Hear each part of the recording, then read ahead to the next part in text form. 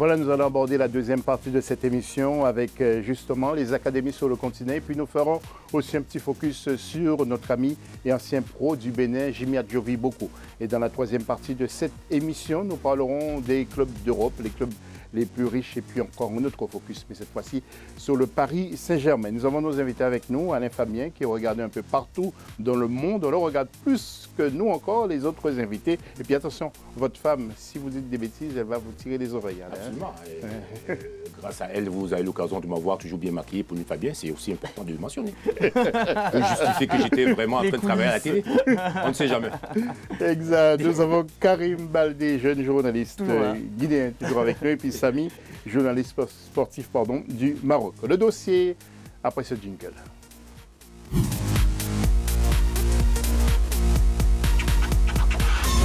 Alors Samy, je me suis permis de regarder toutes les académies, mais j'ai l'impression que c'est Mohamed VI qui est en pointe.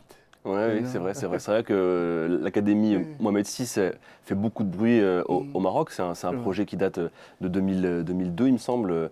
Et ensuite, on ne peut pas nier la réussite de ce projet, puisque actuellement, l'équipe nationale marocaine possède 3 joueurs formés à cette académie. Chaque année, il y a des nouveaux talents qui se font connaître. Je peux vous citer Hamza Mendil et Nocef Aguerd qui joue actuellement à Dijon, Youssef En-Nesri qui joue à Séville, qui a d'ailleurs marqué ce week-end. Donc c'est une vraie réussite. C'était un vrai projet mené par le football marocain. Voilà, ils voulaient vraiment créer une académie qui permette de sortir des talents locaux qui puissent briller à l'échelle internationale. Donc c'est vraiment un modèle à suivre. En tout cas, pour ce qui est de la zone du Maghreb, c'est vraiment un modèle à suivre. J'espère que l'Algérie, la Tunisie ou même l'Égypte pourraient suivre le pas marocain et nous sortir de nouveaux talents. Je pense qu'on a assez de talents en Afrique pour pouvoir nous-mêmes les polir pour ensuite les présenter au monde. Oui, donc surtout les pays nord-africains ont fait beaucoup d'efforts, mais notamment du côté du Maroc, le roi injecte beaucoup d'argent pour le sport. Et ça, c'est la grande différence justement. C'est-à-dire que là, dans le cas de l'Académie Mohamed VI,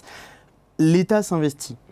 Et c'est une différence avec ce qu'on peut voir souvent, notamment en Afrique de l'Ouest, pour parler de ce que je connais, où ce sont d'anciens joueurs ou d'anciens encadrants qui lancent, voilà, comme Jean Bars, qui lancent de leur propre initiative des académies. C'est très bien, c'est très bien d'avoir des académies florissantes, Jean Bars, etc. Voilà, Jean-Marc Guillot, etc. Mais à un moment donné, il y a une limite, c'est que si l'État ne met pas des moyens, si les fédérations ne coordonnent pas à minima ces efforts-là, eh ben, il risque d'avoir des déperditions. Et c'est tout le problème. Et voilà pourquoi le cas du Maroc est intéressant, parce qu'il faut voir justement comment un État peut s'appuyer sur les initiatives individuelles pour pouvoir ensuite ramener le plus de talents possible dans les sélections nationales et avoir des représentants aussi dans les grands clubs africains et européens. Dans quelques instants, nous aurons un sujet justement sur ces académies. Alain, du côté du Cameroun, on n'a pas besoin d'énormément d'académies parce qu'ils sont innés, les jeunes qui pratiquent le sport, surtout le football. On en a toujours besoin parce que c'est grâce à ces académies, on va quand même les mettre à lumière, hein, les brasseries du Cameroun, le Cadisport académique. On a eu Samuel Eto'o, Jérémy Fosso-Soren d'Itap, c'est Barcelone, c'est Real de Madrid, Rigo Berson, Raymond Kalla, Pierre Roumé, AS Roma, Inter de Milan. On a toujours besoin des académies. Mais le problème, vous avez posé un problème fondamental, le problème structurel de la politique en termes de gestion interne au niveau des institutions africaines. Vous voyez bien que c'est quand les politiques commencent à penser simplement qu'ils ont besoin des voix, ils commencent à donner l'illusion de s'intéresser au football.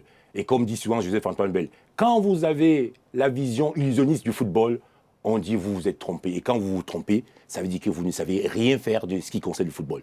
Quand on dit par exemple que ce n'est peut-être pas une initiative louable d'avoir par exemple le jeune homme qui joue à Dijon, qu'on appelle Didier Ndong, l'un des meilleurs milieux de terrain du championnat français, qui a créé son initiative personnelle parce qu'à chaque fois il alertait les membres du gouvernement, essayez de mettre un peu d'argent pour faire en sorte qu'on puisse avoir plusieurs académies. Ils n'en ont pas voulu. Lui, il a créé le CSL. C'est comme ça que de manière épisodique, les gens essayent de faire quelque chose parce qu'ils ont encore un nom ronflant au niveau des championnats dans lesquels ils évoluent, pour que, pourquoi pas, on sauve d'autres vies. Je vous rappelle simplement que Didier Ndong, qui a fait son académie il n'y a pas longtemps, il y a quand même 2 joueurs qui sont venus faire des essais au niveau de la France, et on a aussi un contexte administratif qu'on appelle le blocage des visas. Donc, il faudrait simplement qu'on puisse revoir la situation fondamentale dans toute sa ligne au niveau des fédérations africaines et surtout des institutions politiques.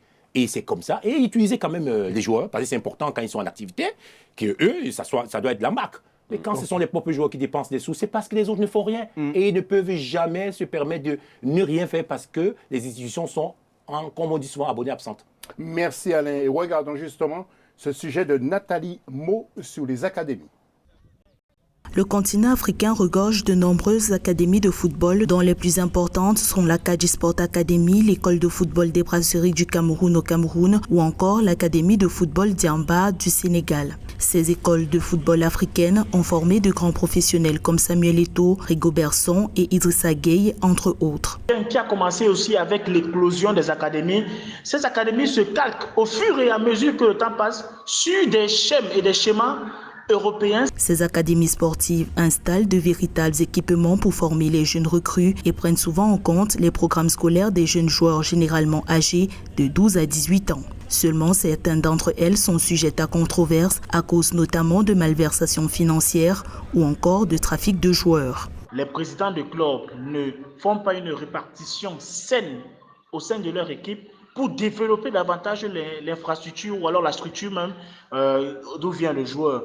Sortez, je prends un exemple d'un club camerounais et que votre transfert est houleux, soit en Algérie, soit en Tunisie ou encore en Europe, ça devient difficile pour vous d'avoir une belle image. Pour réguler l'activité des académies de football en Afrique, la Fédération internationale de football association a également interdit le transfert de joueurs étrangers de moins de 18 ans. De plus, les fédérations de football et les gouvernements africains sont tenus d'inspecter les centres de formation douteux.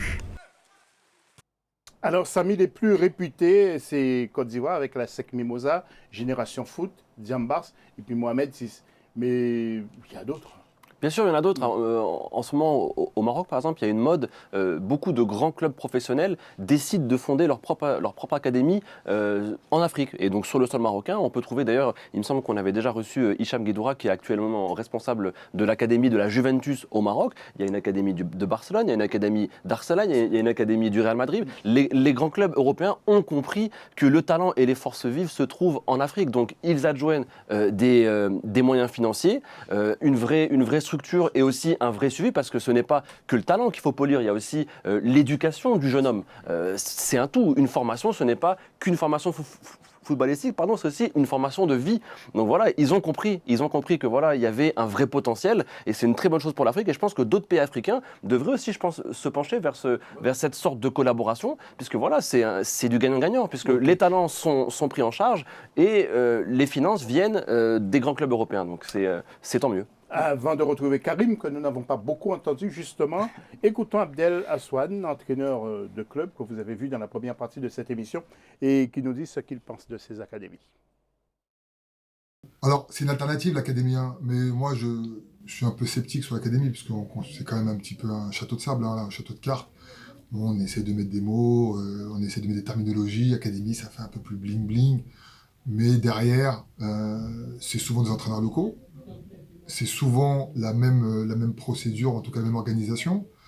Il y a un lien peut-être un peu plus rapide, en tout cas, parce que souvent les porteurs d'académie, ils ont un réseau un peu plus important, mais le cheminement final, c'est le même. C'est-à-dire dès qu'on détecte un joueur, on va l'envoyer en France.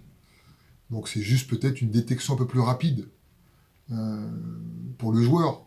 Oui, Karim, sans doute vous voulez rebondir, mais je voudrais vous faire voir deux images. Deux garçons qui sortent des académies, de Diambarso d'abord, c'est le jeune Idrissa Gueye, et puis Yaya Touré qui sort de l'académie justement de la Côte d'Ivoire.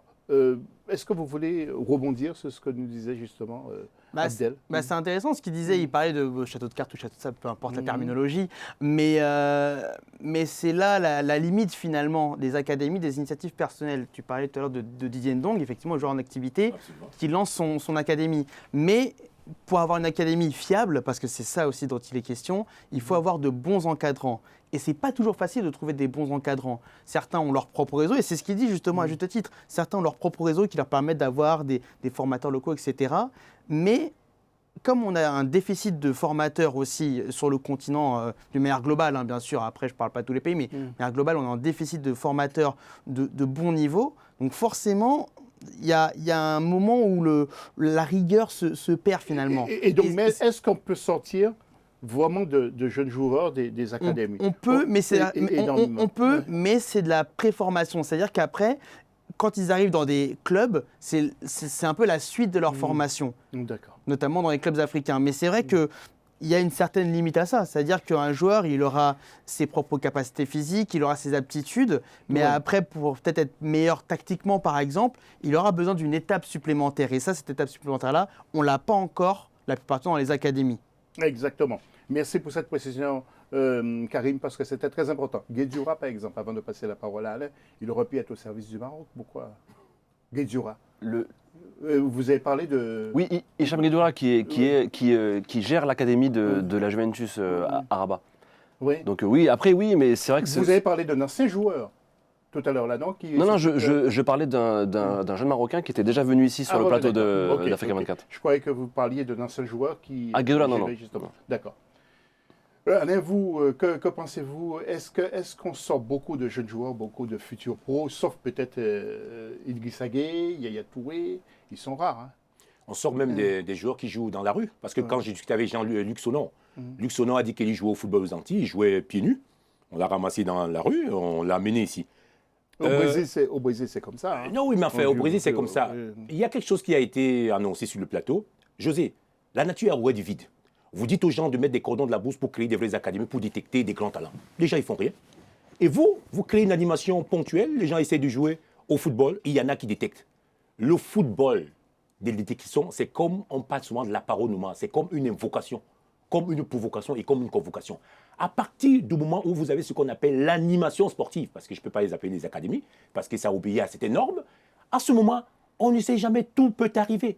Mais à partir du moment où nos institutions ne sont pas cohérentes avec leur politique interne.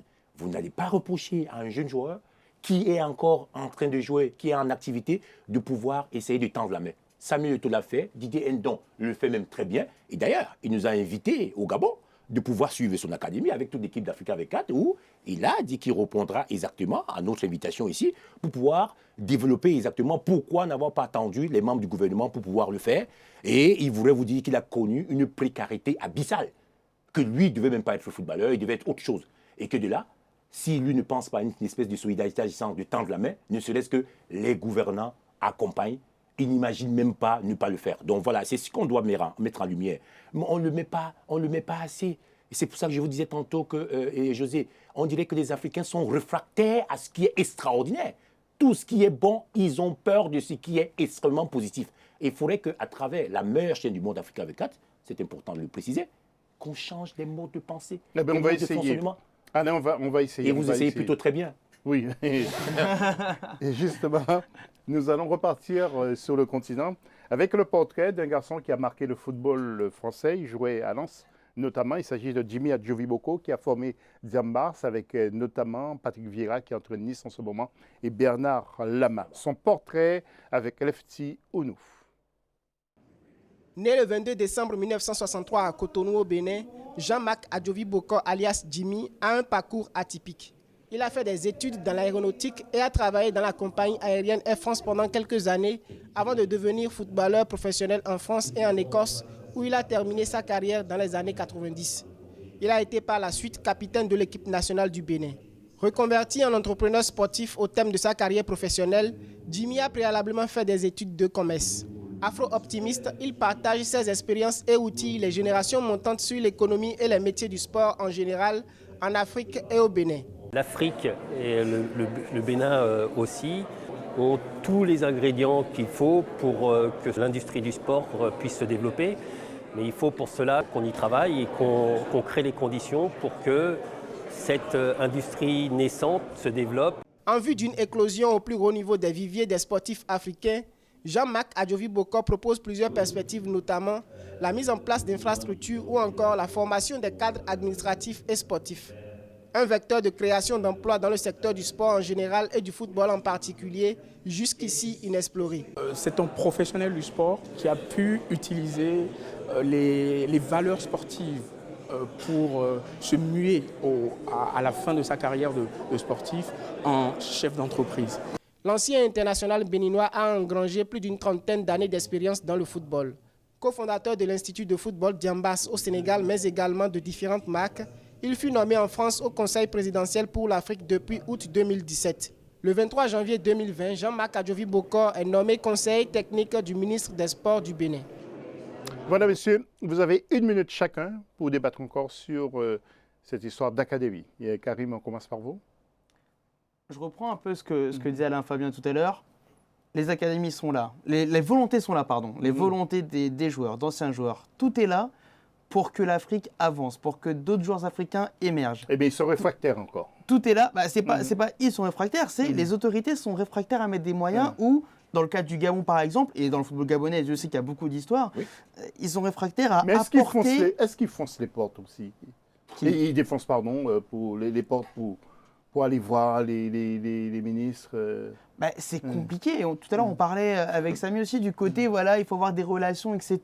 Déjà, on a l'impression que les ministres sont trop hauts. C'est-à-dire qu'ils sont hors sol. Oui, mais sont pas au contact des gens. Dans le bon terme du sens, est-ce qu'ils vont... ils vont voir les ministres, je veux dire, ils vont leur parler, ils vont dire, oui, on a besoin de ça, ça, ça. Mais aller voir un ministre, c'est une chose. Ouais. Entendre un ministre, c'est une chose.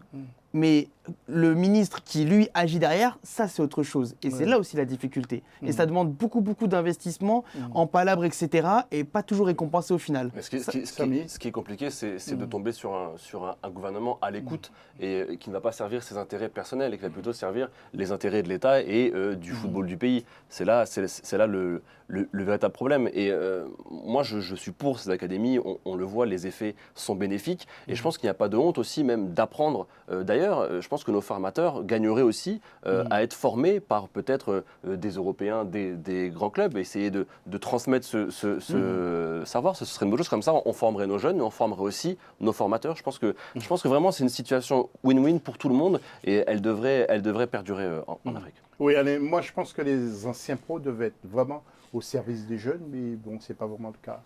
Ils le font très bien. Ça me rappelle la retroprojection de la conversation que j'ai eue avec un ami algérien, Zinedine Terki, qui est un professionnel du transport, et notamment aussi Yacine, qui me disait simplement qu'on a l'impression que quand les joueurs africains aboutis arrivent à leur paroxysme en termes de performance, ça gêne ceux qui ont soi-disant fait des nombreuses années d'études. En fait, il y a un problème déjà d'ordre structurel, ça on sait, mais il y a aussi un problème d'homme. C'est-à-dire que vous avez des gens qui ont tutoyé le paroxysme de la perversité narcissique. C'est-à-dire que vous avez un ministre qui l'oublie qu'il est là pour servir le peuple. Mais apparemment, lui, il est ministre pour dire « je suis plus beau que le monde entier ». Mais José, si vous êtes plus beau que le monde entier, c'est pour être au service de la beauté du monde. Je pense que le discours même au niveau de l'Afrique, il ne faut pas rigoler parce que moi, ce sont des débats qui sont très complexes. Parce qu'on a soulevé un point, quand mon jeune frère parle de hors-sol, le mot est faible. Je vous dis qu'il tutoie le paroxysme et la perversité narcissique. C'est-à-dire que vous avez un jeune homme qui vient vous voir pour dire « bon, moi j'ai déjà une carrière qui est aboutie, tout ce que je souhaiterais que vous fassiez, c'est de mettre ça dans le budget prévisionnel de l'État pour pouvoir faire en sorte qu'on puisse regorger d'immenses talents. » Mais je ne vais pas non plus botter en touche ce que le président gabonais, qui nous a très bien reçus là-bas au Gabon, notamment j'étais là-bas avec Samuel Eto'o, mais le président gabonais, ce n'est pas à lui, parce que Samuel Eto'o, c'est un nom ronflant, c'est un nom qui donne envie, mais il y a d'autres joueurs qu'il faudrait qu'on accompagne dans des conditions idoines, etc. Et même dans tout. La preuve, regardez comment je suis habillé. Vous m'avez demandé pourquoi je suis habillé comme ça, parce qu'il y a un Camerounais d'origine qui est habillé pour la première fois, M. Emmanuel Macron, qui s'appelle Nicolas Massi. Mais quand on doit mettre les autres en lumière, ça gêne d'autres personnes. Et d'ailleurs, vous serez dans le même cas que moi. Mais vous êtes vraiment beau à l'unanimité, on l'a dit avant l'émission. Ça a dit un débat. C'est à Samy de pouvoir... Merci. Et puis en fin d'émission, si on a le temps, vous mettez debout, Alain, pour qu'on puisse vraiment vous voir. Ah non, je peux enlever. Pourquoi pas? Non, mais attendez, on va marquer une pause. Parce qu'il faut mettre la lumière sur ça, José. Là, vous insistez même sur une chose qui est très importante. On revient tout à l'heure pour la troisième et dernière partie de cette émission. À tout de suite.